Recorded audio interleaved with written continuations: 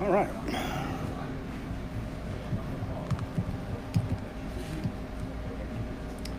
Testing 1 2 3. Testing 1 2 3. Test 1 2 3. That's a little close to my mouth there. Test 1 2 3. Test 1 2 3. How am I in the headphones? Sound good? Can you hear your snare? Yeah. All right, let's go, baby. Yeah, That joke never gets old to me. Where's my Ready? snare? Yep. Ready? Yeah, absolutely. You're good. Fantastic. Hey, everybody. Welcome to the UGASports Live podcast. My name is Rodney DeBulsi. I'm joined by recruiting guru, savant, professional extraordinaire, Jake Roos. Coach Don is not with us today. His wife is still in the hospital. So any prayers you have that you could send their way would be greatly appreciated. He has sent us some notes, and of course, we'll touch on those. And Coach Don is I got to tell you, it's killing him not to be here. it is. I was about to say, if there's anybody who wants to be here to expand upon the first days of practices, Coach Donna, but family first. He's his wife been married 56 years. Unbelievable, man. Think about that. So they are partners in body and mind and soul. So our shout out to Mrs. Donna and our prayers to her. And if you have any extra, like I said, just send them their way. Anyway, we have a lot to talk about. Some actual football. We have some actual football. We've actually seen practice. We've seen some practice, and of course, we broke some major news yesterday. We'll talk about that. First and foremost, I want to give a shout out to our sponsors: Athens Ford, Aaron Overhead Doors, Europi, Academia Brewing Company, Cable East, and 365 Game Day, which is the Facebook page you're watching this on. Somebody on the board said to be sure to tell everybody how good these sites are, so we're doing that. And of course, today is the last day of the 50% promotion at UGAsports.com. I had some people complaining yesterday about, I'll just wait. We had the breaking news about Brenton Cox. Like, I'll just wait till the story's out for free on a free site. Well, we put it out for free, idiot. Okay? Just go to the front page of UGAsports.com, moron, and you'll see the free story. There's a lot of stuff we don't put behind the paywall, but a lot of our analysis and recruiting updates that Jake does and Trent and those guys, it is behind the paywall, and the message board is behind the paywall. You want to come join that message board. It's 50% off through midnight tonight. The promo code is 50UGA. You can't forget that, 50UGA. So today's the last day, so jump on it. We had a ton of people sign up yesterday. I'm letting you know, don't come to me tomorrow and go, I wanted the 50% off deal. You're not going to get it. So quick shout out to those folks. If you're watching us on YouTube, go ahead and subscribe to this page. We're trying to do both. I don't know how the sound quality is there, but we're going to give it a shot anyway. So, Yeah, why not? Yeah. Where do you want to start? Well, We got a lot to cover. Yeah, I guess let's take it back. Let's start from the beginning, because obviously Friday. That would make sense. Let's not go back. Yeah. Obviously Friday was opening day of everything. Had a chance to get out, shoot some video even. That was Another reason to subscribe. The football god smiled upon us, so it was good to get out there and see it, and to get a feel. I think what is this? 3 practices we've been able to see now. You're starting to get a little bit of a feel for a rotation, where guys are stacking up. Been interesting, I think, to see some of these newcomers out there and how those guys look.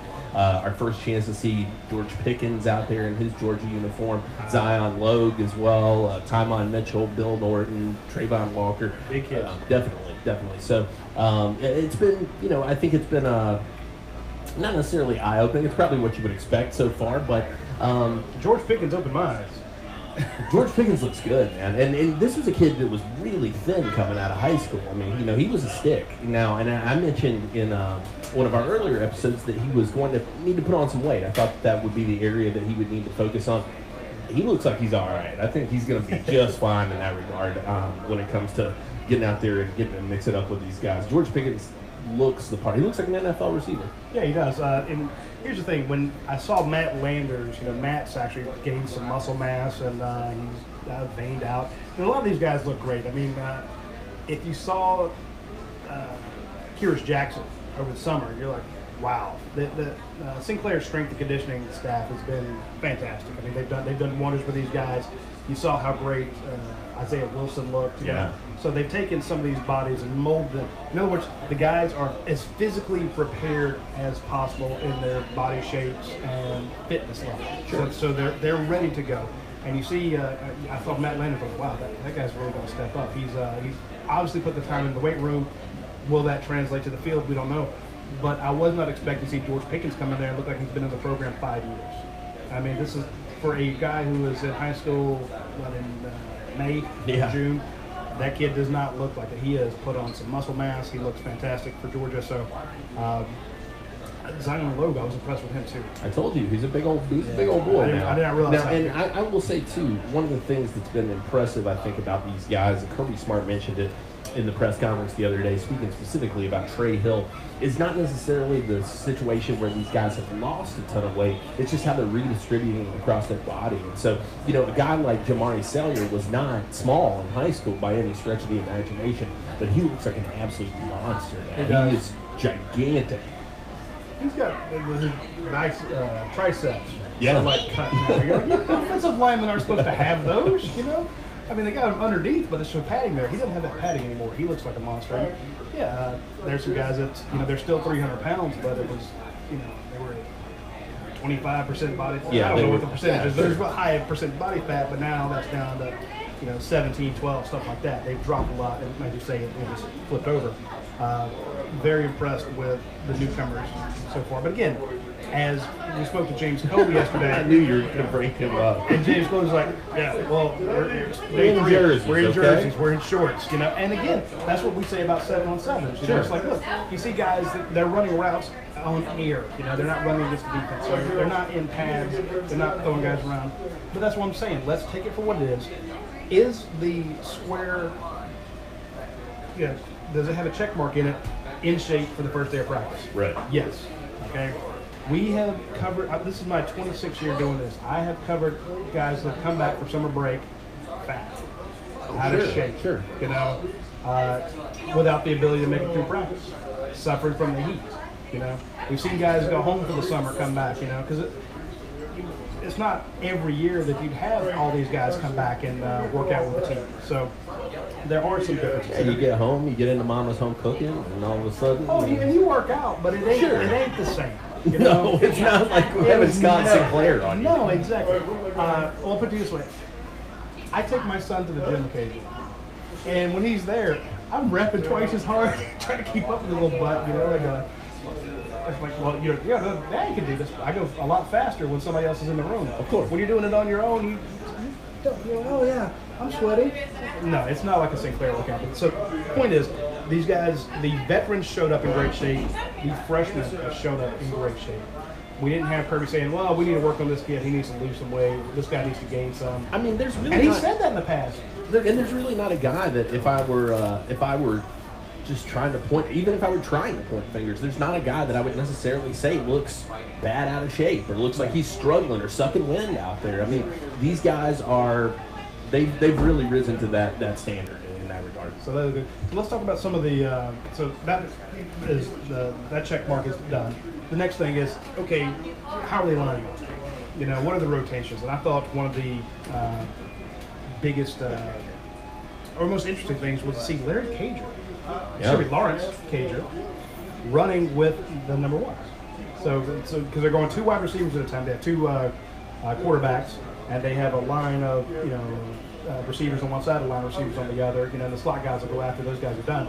So all of a sudden, as Tyler Simmons takes off, and here goes Lawrence Cager, 15 right out there. I'm like, really, is he your starter already on the outside? Well, you need that element of experience. I mean, Kirby Smart has mentioned, James Coley talked about it too. That was the big thing that they're lacking going into this season. There's no question about it. I think that it's the one thing everybody's talked about most. So to have a guy who's out there, who has that experience, who has that age, who's made plays in meaningful games, that matters. And to have him be able to lead those guys, I think, is also important. Yeah. If Jeremiah Holloman were here, I think Larry Cager would be on that second group. I agree. But considering, you've got guys with very few catches out there now, and you would think, well, maybe Demetrius Robertson. Well, Demetrius is the number one guy in that slot. So you see Demetrius, and then you see Pierce Jackson go, and then Willie Erdman, Dominic Blaylock, all those guys in that slot side. So I thought it was interesting for the newcomers. You see Cager right up front. We've seen Cade Mays moving around. He's jumped a few spots, and I think it's a situation where they're still trying to figure out who their best five are. Yes. I think that right guard position battle is still raging. It's not Ben Cleveland's. You know, he doesn't. He's not locked in. He's not doesn't have an engraved nameplate on that seat. You know, so there's some other guys that want it. And if you see Jamari Saul, you're like, how are we going to keep this guy off the field? He showed up a little heavy. Yeah, he did. He did. You know? And you mentioned Cade. I think that if you're talking about best five, regardless of position, he's a kid who fits into that. I mean, he's shown you time and time again he can slot in almost anywhere. He's my prediction next year to take over the left tackle spot once Andrew Thomas goes to the NFL draft. I think that he's going to find his way in. I mean, this is a kid who has it. He's got the whole package when it comes to the offensive line. Can play anywhere and is going to push every guy on that line for their spot. Yeah, you got like I said, between him and Mays being that 6 and 7 guy, you got to be on your toes if you're going to be 1 through 5. Sure. Now, that's not saying no one's coming after Andrew Thomas's spot. I know they Wilson got that locked down, but when you look at your center, he's a sophomore. You know, and it's Trey Hill. He's a bad man. He's fantastic. But Jamari Saul is no slouch. So, you know, it's the offensive line's interesting. The wide receivers are interesting. Running backs, no real surprises there. You see DeAndre Swift first. Well, Brian. other than the, you know, I much ado was made of the news that Zamir White was cleared. Kirby came out and said that. Now, he told us that in the spring, but, you know, I think a lot of people forgot about that. But again, he's running third. Sure. You know, but as you would expect, or third or fourth sometimes, depending on what the drill is. You're going to have him, DeAndre Swift, Brian Harry, and James Cook, and then Zamir. But to your point, I want to bring up, we're watching Zamir White out there. No knee brace on. Not even a wrap. You know, and some guys will put something on it just as a compression A wrap, preventative measure, just sure. to soften things up. He's not even wearing that, so I expect him to go out there and at least see a brace on. I think the guy's running pretty clear, so it's very interesting to see what he can do. And when we asked James Coley about it, I said, you know, what do you expect out of Zamir? He's like, and he just starts grinning ear to ear. And now James Coley is a happy guy, don't get me wrong, but he said, look, we all love this kid. We're pulling for him, you know. We're so excited. He's so happy to be out there. He's so thankful. I know it's a feel-good story, but it can also be, you know, a Georgia production story. Oh, I agree. This could be a guy who you pulled him back from, you know, the brink of career-ending injuries. Yeah. And this is a guy who maybe like a Nick Chubb story. I really loved. I loved what Coley had to say about him because, you know, it's a situation where everybody thinks of these guys that come in, oh, and he's a 5-star, and he's, you know, he's entitled or whatever.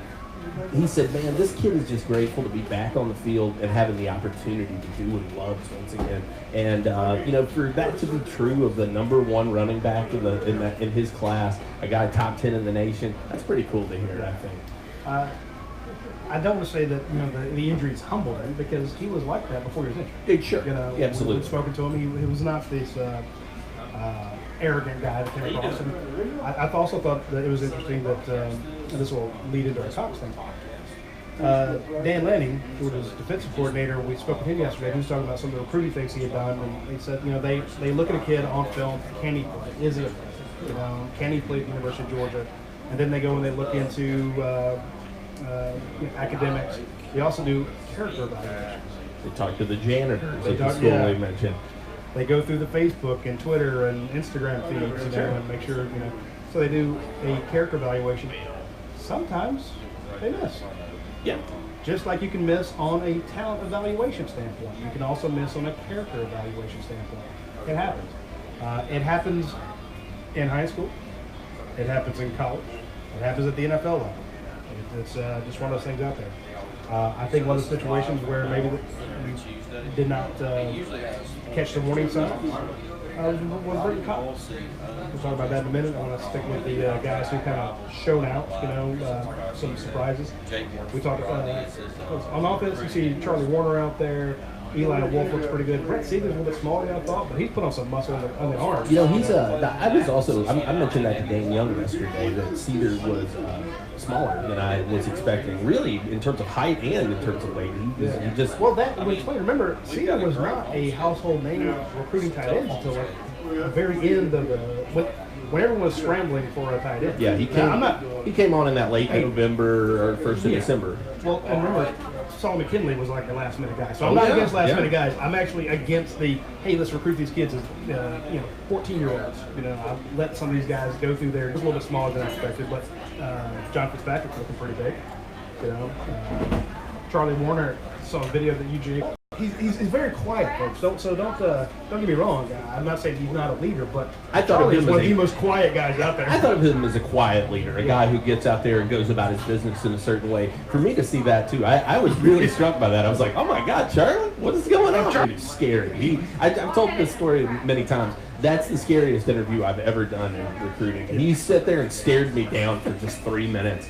He said like maybe 8 words. I'm like trying to get anything out of him, and he's just dead staring. Just going through your soul. I was so intimidated. Intimidating guy.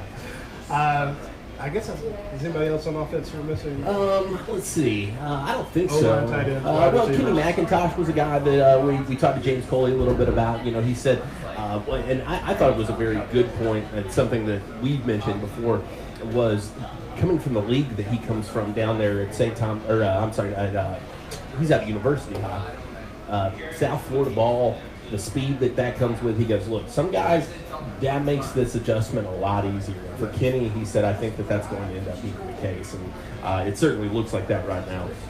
I think you expected, some behemoth, but he's not quite as big as I was expecting. Sure. Again, that's not a him issue, and Coley actually said, he's a bigger back.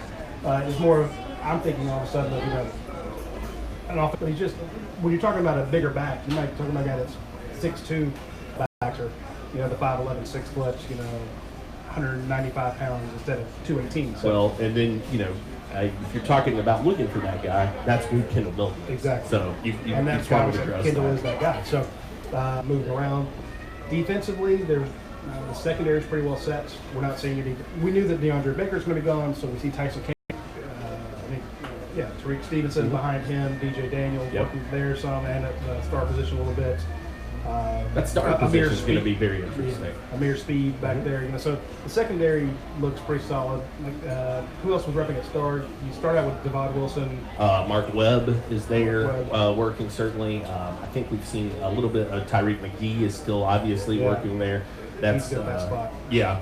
So I think that it's I think honestly between those three, I think that's where your guy is coming from. I don't know which of those three is going to end up taking it. Obviously, you've got a lot of experience with Tyreek McGee. He knows what he's doing there.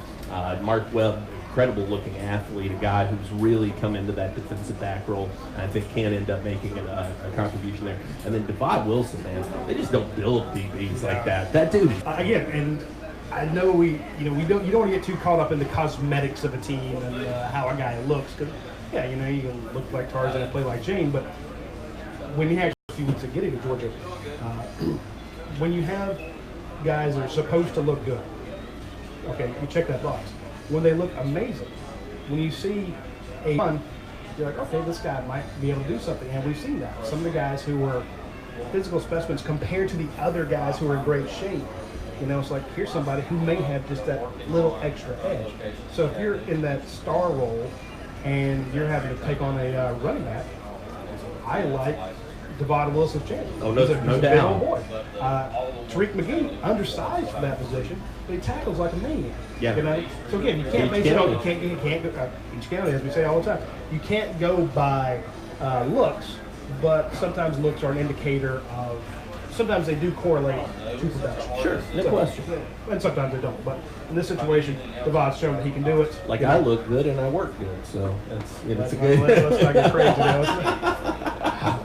Let's set him up for that. So we need a new recruiting advisor at UGASports.com. We'll do one of those. Do us a favor if you're watching the show, go ahead and share this with all your friends. We greatly appreciate that. Sticking on the defensive it's an interesting spot. I mean, I think that it's a little up for grabs, and I mean everything you've heard about Nakobe Dean is just gushing, and that's coming from the coaching staff, which normally isn't so forthcoming with praise.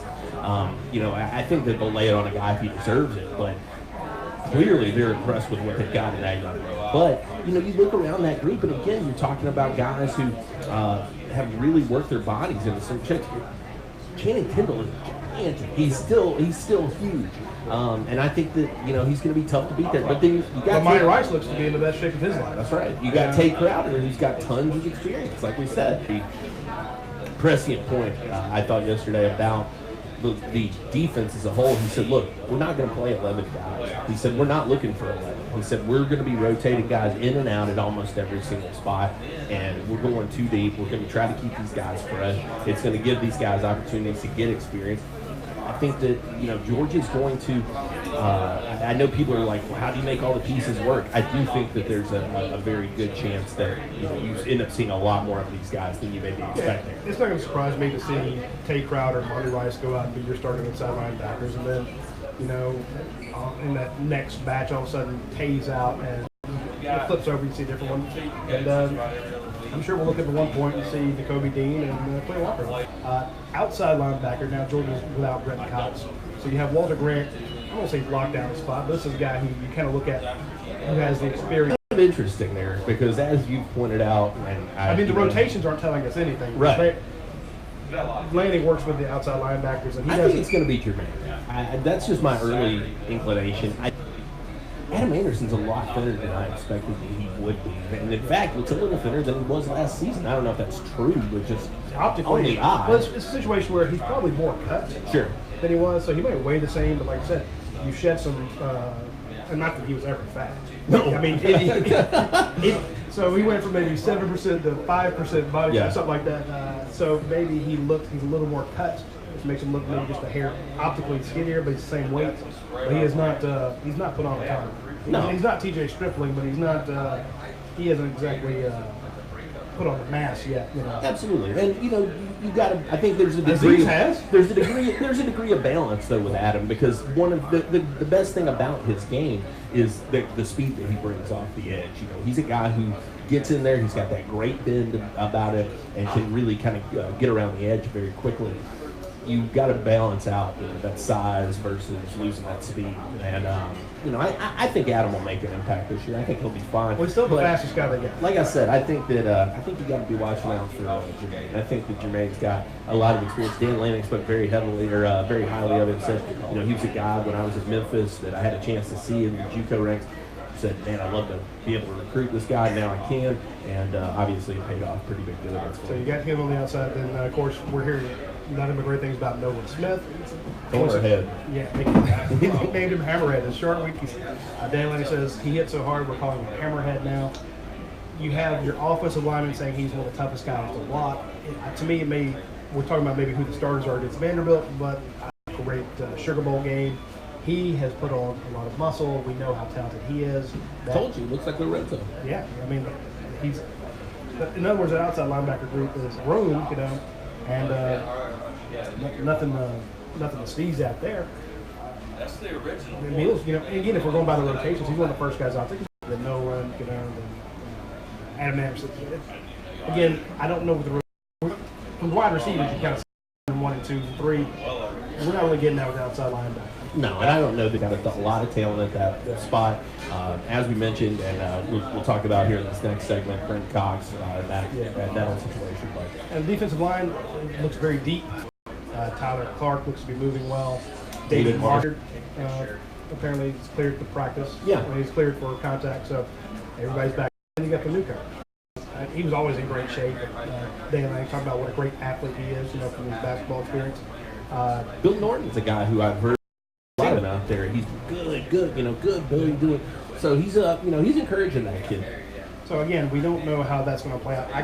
To me, right now, it's going to be Jordan Davis. Very good point. I put in my last 3-2-1. I mentioned that was one of the guys who was some of the offensive players are just saying, hey, this guy had up in the offseason. It's really carried. So again, I'm not sure what there's a lot more we don't know. Again, and we're not really caught up on the stars. We're just trying to give you a review of what we've seen over 3 days. Please take into account also that we get to watch about 8 minutes on average. So, would like a little more service, from what we're giving you. We're not giving you a ton of information because we don't know that much. Swing out by Athens Ford. Those folks will take care of you. You will get more than 9 minutes of attention, I guarantee you. Right now, they have some fantastic deals. These are good through September 2nd, so these are the big one, the Expedition. house full of kids, team mom, team dad, traveling. We're going to a lot of Georgia's away games. When we go in style, you get the Ford Expedition, the big one, $16,000 off or 0% financing for qualified buyers for 60 months. $16,000 off. So think about that. If you want a 2019 Ford Mustang, they have them right now for $23,000, $23,085. A 2019 Ford Mustang, a hair over 23 grand. Or you can get 0% financing for 72 months. I say I don't have 23 grand, so if I were getting one, I'd have to do 72 months deal. I'm like, hey, That doesn't make me feel good. y'all have 140 Ford months? Yeah, right. But yeah, again, 23,000. You just can't beat that. The 2019 Ford Escape, if you want to go small, super fuel efficient, you can get one of those now for under $18,000. You get a brand new 2019 Ford Escape for $17,675. Or if you like me want to finance it, 0% for 60 months. So just really can't beat that. And last one but not least, they have some other deals. I'm going to tell you about the Ford Explorer, which is what I drive. You get a 2019 now XLT 202 for $9,000 off or 0% financing for 72 months. 6 years. 6 years to pay that off, 0% financing. That is going to be a monthly payment that is chump change for a brand new 2019 Ford Explorer. So you can't do it. All right, I guess we need to dive into the news we broke yesterday. Yeah, we got a lot of questions, and we definitely will get to as many of those as we can. But obviously, a lot of people Well, we're not asking. going to ask your question unless you share the podcast. A lot of people asking though about Brendan Cox. Obviously, like you said, we broke that news yesterday. Cox dismissed from the team, now in the transfer portal. Just something that caught a lot of people off guard. I think even caught Dan Lanning off guard when you asked him that question there in the press conference. But I was waiting for him to address it. Okay, I thought it might come up. You know, hey, a former 5-star is no longer on the team. you think they would just volunteer that? Yeah, I think you would, because you know that we're going to go out there in the afternoon And not see him. So it might as well come out and own the narrative. Don't let us break the story. Come out and say, hey, as an announcement, you know, this guy is no longer part of the team. Now, the only reason I think they didn't do that, because usually that's something Kirby does. Sure. You know, and so Dan. And Lanning, he did. Yeah. He bounced it to Kirby. He said, "Look, this is so I asked him for him." Yeah, which he Rightfully so. deferred, which is fine, and that's the way Kirby wants to do it. My only other concern is, like, you know, maybe they're waiting for Brendan to come back hat in hand and apologize. It's possible as well. You know, but what he do? He went and put himself in the transfer portal. But as of Monday, when we broke the story, we knew he's been dismissed from football. He was not a part of it. He was not at practice. He's in the transfer portal. From what I understand, this is, you know, it's permanent. But we've seen these things play out in the past where a guy will decide to transfer and change his mind. Let me ask you: do you think that that's what's going to happen in this situation? I do not. I do not. I'm just saying that It's possible. why it wasn't announced, hey, he's no longer here. You know? So you get to announce it, you get to release the news on your terms. And I won't say frame it, because that sounds like you're lying about it, but you say he's no longer, you know, don't let it have 24 hours, 48 hours of speculation. Sure. Because now all the speculation is like, Kirby can't do this, another drug arrest, you know. In absence of hard facts, false facts will enter the situation. Of course. So they had a chance, hey, here's the situation. So Let me ask you this: were you surprised? no. Why? This is why I go back. And again, I'm not going to kick the B on the team tomorrow, and I don't want to say bad things about him. Sure. But Brenda's always seemed kind of an anger issue. You know, or not just anger. I go back to when we had a big event, one of Rivals events. We're trying to get all the Georgia guys together just to do a photo. Not Georgia football players, but guys from the Peach State. I do remember that. You know, we have a ton of guys. They're all going to different schools, but Georgia had 16, 7. It's only 107 guys at this event. Trevor Lawrence, Jake Hunter, Justin Fields was there, Jamari was there. I mean, it was everybody. So you take 107, 105 of the best players in the nation, and 16 or 17 of them are from the state of Georgia. I'm like, we need to get a picture for Peach State football. And Brigham didn't want to do it. Now, he's done all these other photos, you know, and then everyone's lined up, and he comes and jumps in. He lays down while everybody else is standing up, and so you got to change the thing, and he's hold out his Ohio State thing. Look, we get it, dude. You're going to Ohio State. We understand that. But you can't just smile for, I think smile, just stand for a photograph to represent your state. It's like, there's just something there. Well, and one of the things that I think Then you makes, saw, no, go ahead. I don't want to say just that, but let's go back to DeAndre Walker having to jump on it. Mm-hmm. Kirby Smart having to jump on it. Mm-hmm. You know, shake your head at me, that thing, you know. DeAndre Walker slapping him on the field in front of 10,000, 90,000 people. Hit him in the face. Yeah, I'm just saying. So we saw the precursors of an attitude that needed correcting, and then you saw it on the field. In other words, crap like that shouldn't make it past practice. Yeah. That is a correction that should happen in practice. We've heard a ton of other stories that I can't corroborate. That one I can just say we were there, you know. Sure. And then here's ones we've seen on film. I've heard a lot of other things. So, to your question, are you surprised? No. Do I think it'll work out? No. If you watch Last Chance U, you see these guys sometimes get kicked off. You're cut, you know, and then they have a talk and it comes back. So, but again, as of yesterday, he is not on the Georgia football team, and you know, cleared out locker, that sort of stuff. You know. And I think it's important to remember too, and this is something that was, I think, or is sometimes forgotten about Brenton, is he was a very close friend of Justin Fields. Yes. And that was obviously when that whole situation went down, he transferred. You know, there was some speculation about how that might affect Brenton. You know, I think that was one of the key reasons he ended up being here. But the fact of the matter is, that 2018 class, #1 in the nation, down 2 5-stars, they had Luke Ford already. Was Luke the #1 tight end? He was. But so he he's was not a 5-star, so you get the #1 tight end and two fantastic players. It hurts you, but again, that's why you stock up. You know, people say, well, how many 5-stars do you need? All of them. Yeah, as many as you can get. And you need highly ranked 4-stars. You need highly ranked 3-stars. It's so that does kind of hurt it, but you hate for Luke, you know, to have to leave due to illness in the family. You get it for Justin, I think. You get it for Justin's like, hey, I see the writing on the wall. I went into a head-to-head quarterback competition. I didn't make it. I can go somewhere else and play. Yeah. You know, he's eligible right off the bat. It would not surprise me if you hear a story that this was a mutually agreed upon departure, that Brenton Cox could transfer to another school and be immediately eligible. There is an NCAA clause. Georgia would have to agree to this, which basically says if you were recruited over and you left because of a situation out of your control, i.e.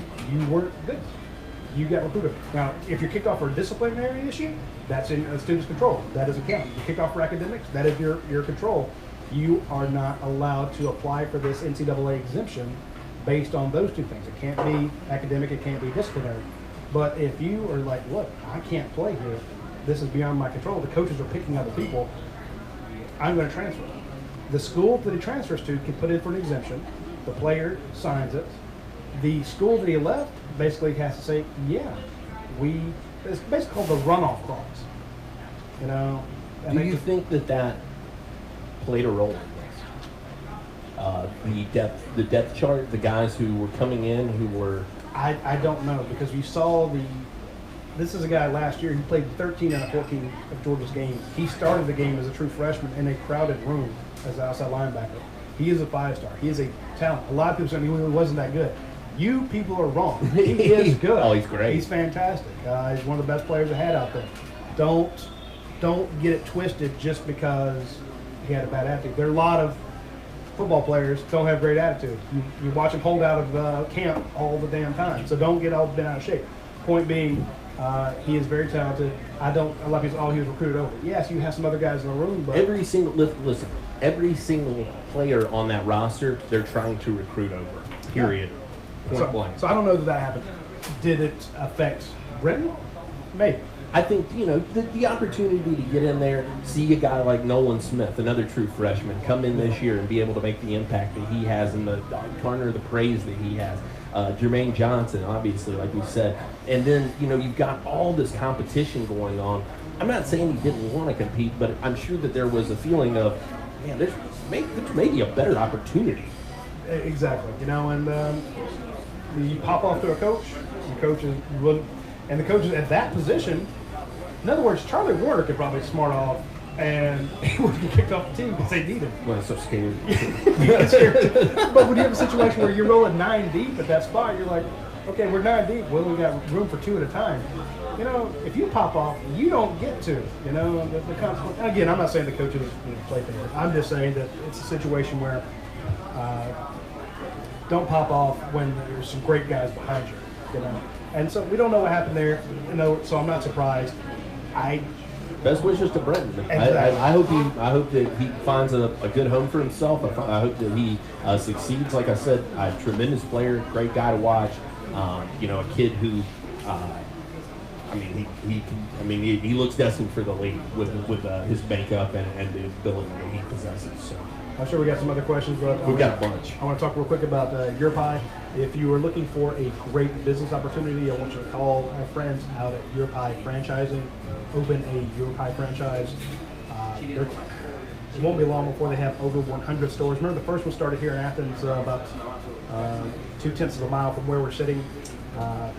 The folks out of URPI, they make the franchising as easy as possible.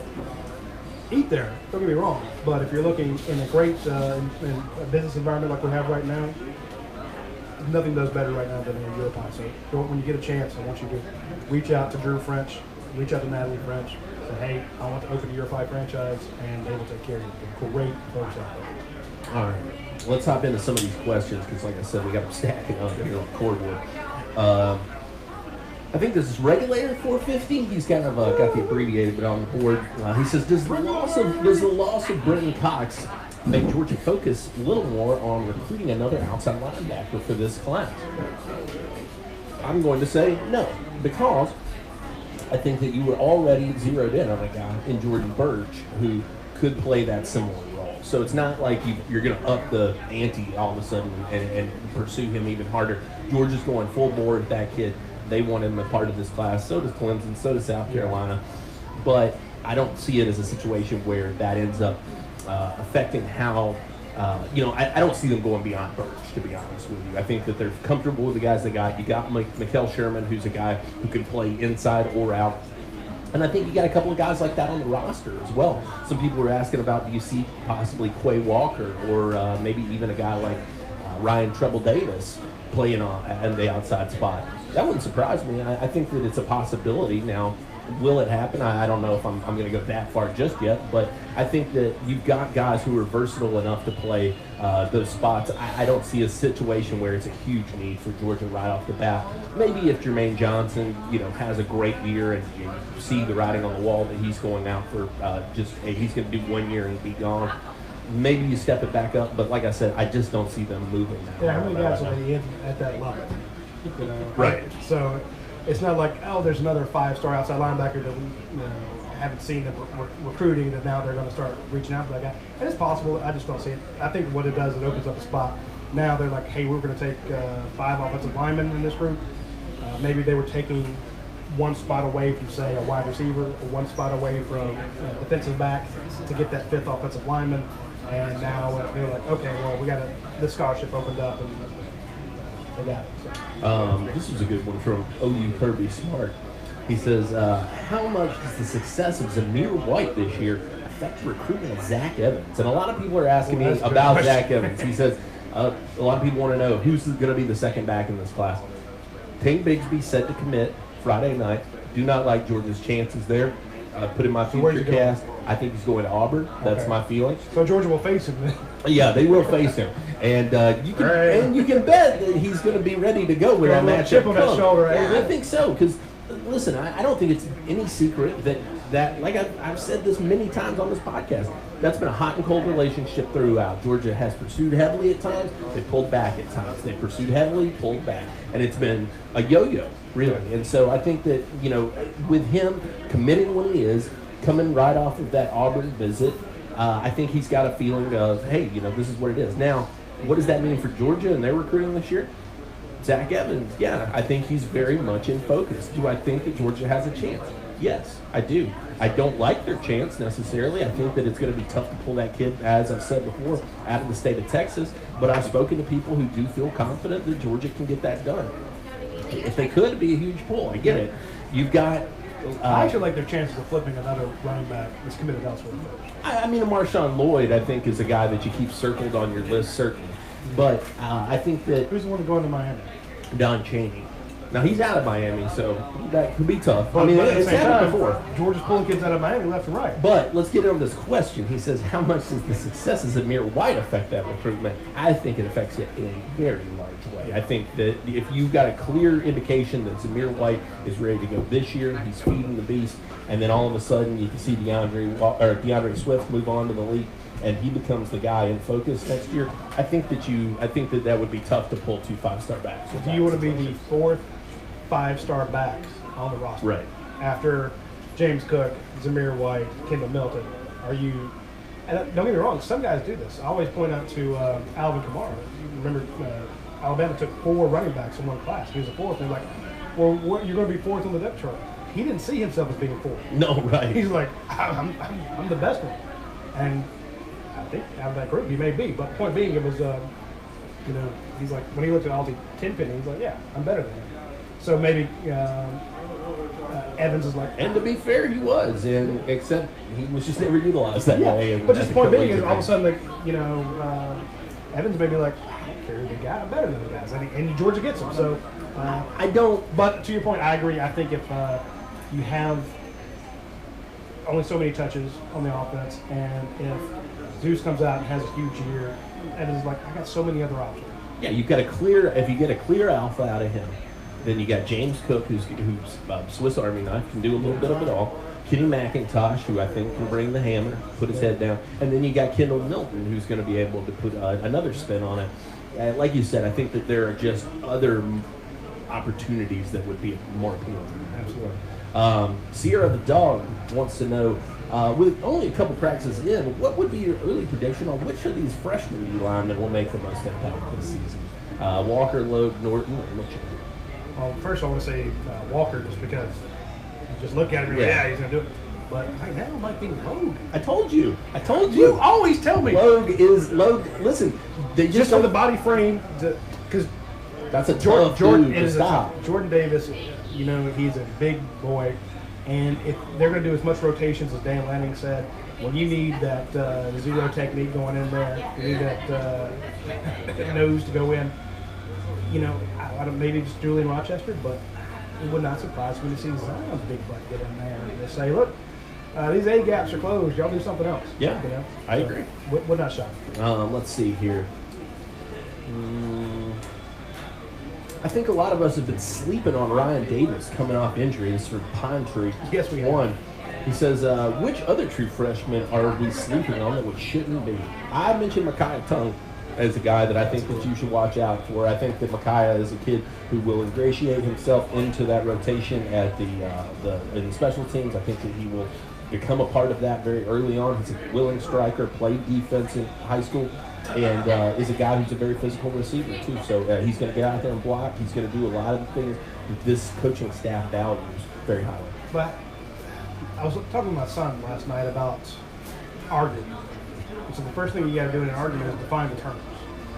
So what constitutes sleeping on this guy? Yeah. Because right now, maybe is it the guy we're not talking about? Because I would say, well, maybe Tariq Stevens. But that was a very highly rated guy. So it's like, are we sleeping on him? Dominic Blaylock. I hear great things about Dominic Blaylock.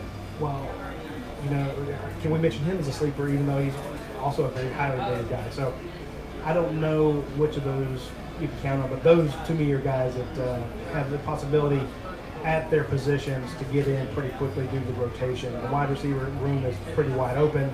I can see a situation where Dom Blaylock gets in and does some things, and I think that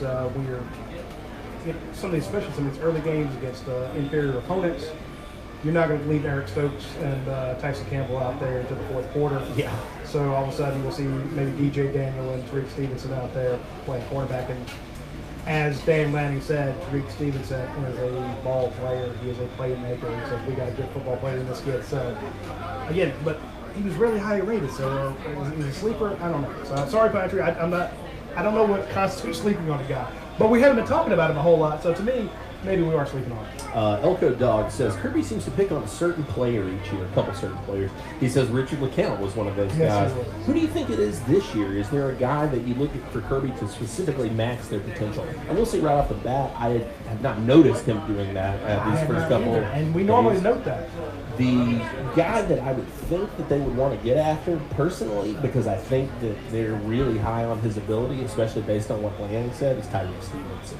He said you get to watch this kid out there and you say, holy moly, you got a football player. It is usually a defensive back that we choose out. Yeah. Because we talk about, Kirby's foundation principles are win in the trenches, but his baby is a secondary. Yeah. And you got to run his secondary the way you want to. That's why you've seen, no matter how good the secondary guy was, place a foot wrong and Kirby calls you out. Loud and hell in public. Talk about how guys need to step up, they need to get their heads right, stuff like that. In a press conference, I call them out. So I agree with that assessment. I think it might also be one of his star guys, because that's such a pivotal role in this defense. Absolutely. So if Devad, who's always talking smack or something, if he does something wrong, Kirby's going to let him have it. Same with Mark Webb. Although it's tough to yell at Mark. He's such a nice guy. Tariq might be there too. But I could definitely see. My guess is, when we're not there, if any of those guys in the secondary puts a foot wrong, he is going to be all over them. Yeah. Just to bring out their potential, because if the secondary's working and you're able to bring up other guys, if the front seven doesn't have to worry about the back end, there's so much more you can do. Chad Carson over here on the Facebook page, he says, read a quote from a fellow linebacker who said Nakobe Dean will be another Roquan Smith. I told you that. You didn't read that quote. I told you that last week on the show. Do you think that he has that kind of potential and talent? No, I'm not answering that question because you read it when I told you that. I told you that story last week. Do I think he has a talent? I'm never going to come out and compare anybody to him until we see them. Yeah. Does he have that potential? Yes. Does he have the hyper? Yes. Yes. Again, these are people on the team saying this. It's not recruiting analysts, publishers at UGASports, coach speak, trainers, medical personnel, water boys, water girls. This are actual football players saying, hey, I didn't think I was going to play with a guy with the talent of Roquan Smith, but now we have one in Nakobe Dean. So that is somebody on the football team that said that. And some other guys have just raved about him. Coach Lanning went on at length yesterday about how smart he is, wanting his stuff. If you combine he has the football smarts, he has the academic smarts. A lot of guys are very bright but can't do it. They don't have the physical ability. That's why sometimes great football players are terrible coaches. Yeah. Because they could do it themselves. And they're like, hey, jump up and knock that ball down, 12 feet in the air. Right. Well, I can't do that, but, like I always think, if we want Champ Bailey to come back and be a coach, I'm like, I don't know what Champ can do. He may be a great coach, but there's some stuff Champ can do physically that other people can't do. Right. He doesn't know how to tell you how to do that.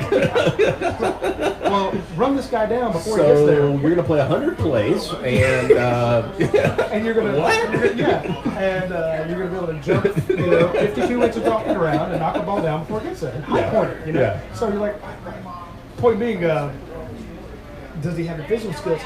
He's not a huge body. He's gotten a little bit bigger, but he does have the speed. So he's going to be able to identify the play early, which is what Roquan did fantastically. He has the speed to get there. The last thing I need to see is, can you make that tackle like Roquan did? Yeah. How many missed tackles did Roquan have? very few. That's my point. And we've seen, and I go back to Tate Crowder, maybe year before last. Tate had the smarts to get there, had the speed to get there, but missed some tackles. And that hurt Georgia. Now he's making towards the end of the season. He was a much more sure tackler. So you have that ability. Now, of course, he's not the guy fast. who's editing my stuff. Yeah. Chad says. Grammarly. Chad says, "Sorry, Roddy. I thought I read it. At least it shows I'm listening." Yes, thank you, Chad. If you're listening, I want you folks to come down to Champy's here and get their 3-piece dark chicken. With the coleslaw and the beans. The beans, the best in town. far and above. Best chicken, obviously. I mean, that's no question. But you don't necessarily think maybe about a chicken joint having great sides as well. They knock those out I of eat the a park. coleslaw here, and I don't eat coleslaw anywhere else. And right now, if you get a chance, come down here and have the fried jalapenos. They slice them here. They make them. They're phenomenal. This is what we're going to eat when the show's over. So we need to wrap this up. Now, I do want to give a quick shout out to Aaron Overhead Doors. This is the company that will give you a 10% discount on the services they provide to you if you're a Georgia fan. Now, Ryan Lucia and the folks out there, just the best of customer service you'll ever see. There's no reason not to use them if you need your garage door fixed, you need your garage door opener fixed, you want to integrate the garage door opener with the little buttons in your car visor. You wouldn't know about that. Wait, does your new vehicle have that? No, and I don't have a garage in my house. Well, I'm just saying. I know you had a... You pay me pendants. So well, I was going to say, if you had one of those, then I was going to cut your pay because I was paying you too much. So, lean on the visor, you have little buttons, you push a button and it opens your garage door. You don't have to have the giant freaking connector thing there. So they can do that for you. They can, if you have just a solid wall garage door, you can actually have the one they'll put windows in it. Yeah. Take out one of the sections, put a different one in there. They can do anything you want. If you can dream it, they can make it happen. Seriously, and they do some great custom work. So if you get a chance, check out Aaron Overhead Doors. You know, they're as close to 5-star ratings as you can get. Over 500 reviews and like 5.97, something like that. So somewhere along the line, someone gave them a 4.5 or something and messed up the situation, the perfect rating. But they're as close to perfect as is possible for any business to get. So a big shout out to Ryan Lucia and Aaron Overhead Doors for being a sponsor of the show and the website. So thanks for being here. 678-960-3360. How you get in touch? Nice voice over there, radio guy. Chris Fryer says, go Dogs all the way out in San Diego, California. Thanks for tuning in, Chris. Man, that's awesome, brother. Hey, thanks for getting up early. Yeah, no doubt. We're already drinking beer. Okay, so a couple of last questions here I want to get to. A lot of people asking about Lawrence Cager. Do you think he Larry, yeah. Do you think he can be a surprise? Pine Tree on the board wants to know plus or minus 30 catches for Cager this year. One guy said, do you think he can be a surprise breakout star? He said, reminds me a little bit of Fred Gibson, which I thought was a very interesting comparison. Let's do the plus. He's bigger than Fred. Let's do the over-under. Physically. I'll go under just because I don't know if anyone's going to have 30 catches. Yeah, I think that's a lot in this. I mean, you've got a lot of mouths to feed. You got a lot of guys who are going to be rotating in and out. And you're going to run the ball a damn lot. Yeah, so, absolutely. So they're going to run the damn ball, as they say. I just don't see it. And again, that's not saying that he's not capable of it. Well, let me ask you this. Do you think Cager can or will lead the team in receiving yards? Ooh, that's a good one. I'm going to say no. Simply because I think Demetrius Robertson. I can understand that. Which is weird coming from the slot. That's not a, Yeah, but you those explosive plays, you get those chunks. Yeah. And they were working, and I'd forgotten the name of that route, the zig route. I couldn't, last night I was like, what? I know the name of this route. I couldn't think of it. They run up 5 yards, they cut inside for 5, they go straight out on the exact same line. And, all of a sudden the guy covering them in the slot thinks they're cutting inside on a slant, and he tries to get inside of them, and they go to the outside. Now they're out in that open space between the hash marks and the numbers, and you give it to Demetrius Robertson there. It's a 17-yard pickup. Just let him glide. If you can bring him down. So I like his chances of being, again, a slot guy being a lead receiver is kind of. It's tough. It's tough to do from there. But that's a good saying that he stays there. So. Stan Hope Ligon says New Jersey here, watching in New Jersey. Woo. Luis Montezuma says go Dogs from Chicago, Illinois. Man, had a great time up there for that Notre Dame game. And Chuck Ward, obviously, he's checking in from Texas. He says L-Lot. Let's call him Texas Chuck. Texas, I like that. Yeah, last but not least, the folks are going to be coming into town in about 4 weeks. Roughly. Well, 4 weeks is the big Murray game, State. and then right after that's Murray State. Yeah. So 4.5, close to 5 weeks. When you come into town for that Murray State game, I want you guys to stop by Academia Brewing Company. The best beer you'll get in town. And I know that's almost a blasphemy to say with all the great breweries that are in town, but there's so many different options when you go to Academia. They're going to give you a list this long, and of beers that they've made. Yeah. This is not like oh yeah, we make these 4, and then we have others and they will have beers from. They do a lot in partnerships with their breweries in town and other microbrews. That's what I think is so cool. You can go out there. They're not fighting those if you guys. if you want an opportunity to sample all the best beer in Athens, Georgia, Academia is the spot to do that because they're carrying not only their great world-class beer, but they're carrying creature comforts. They've got Southern Brewing. They've got Terrapin out there. They want to be and some part of them of brewed together. Absolutely. So you got that opportunity, but they're going to give you here's the 13 beers that we made. Plus here's the others. You can order a flight, and you get fantastic food. So again, I'm not saying don't go visit Terrapin, don't go visit Southern Brewing, but you can do the brewery tour and you get beer.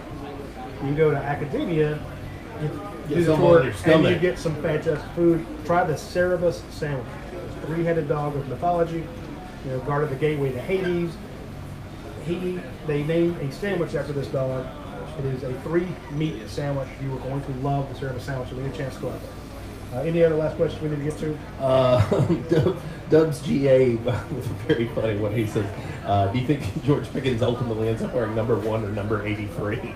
That number 1 is a lot of questions around that thing right now between Brenton Cox, Justin Fields. I mean, people are saying, is it cursed? I think that I don't buy into all that, obviously, and you'll see guys wear it again. But do you think that I saw somebody mention? Do you think that they're making Pickens earn it? Yes, I can tell you for a fact. If he had his preferences right now, he would be wearing number 1. So that number 1 has had some issues, and it still does. Maybe I'll address that in the 3-2-1 column coming up later in the week. Be sure to jump on the last day of the 50% off sale at UGASports.com. The promo code is 50UGA. Be sure to get it today. I will have my insider column, the Georgia 3-2-1 report, later in the week with some insights from practice that you won't get anywhere else. And again, if you want to get the news a day, an hour, a month, a week, whatever, before you read it anywhere else, you have to sign up for UGASports.com. But aside from the news, come join the community. Come join these hilarious, fantastic, crazy people at UGASports.com. It's the best community you'll ever see. It's very caring, very snarky, very fun group of people to be around with. They make UGA Sports what it is. So come join UGA Sports, and we'll tell you about the curse of number 1. I think Curry just needs to retire that for a year and let it work itself out. Shout out Ford Reddy from Raleigh, North Carolina. Tyler McCurry checking in from Charlotte, North Carolina. And Bill Powell checking in from Fleming Island, Florida. I bet it's beautiful down there today. So thank you guys so much for tuning in. Shout out to all of our sponsors for sure. Athens Ford, Aaron Red Doors, Beer Pie, Academia Brewing Company, Cable East, Rob Wallout Stadium, thank you. 365 Game Day, and of course, Champions on Baxter Street.